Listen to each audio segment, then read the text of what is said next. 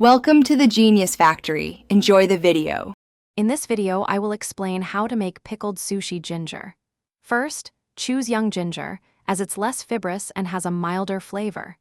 Next, prepare your ginger by peeling it carefully and slicing it into very thin pieces.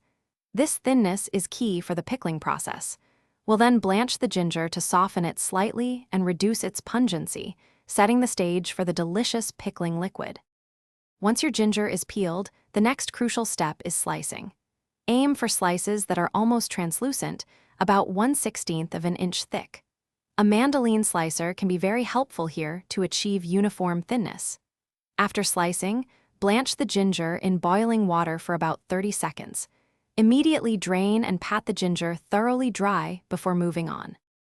Now let's create the flavorful pickling liquid. In a saucepan, combine rice vinegar, sugar, and a pinch of salt.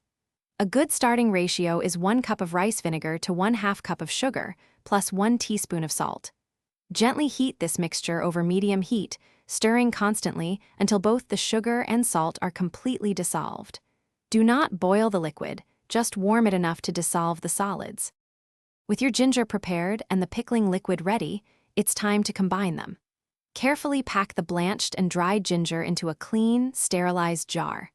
Then, pour the warm pickling liquid over the ginger, making sure all the slices are fully submerged. Seal the jar tightly and allow it to cool to room temperature before refrigerating.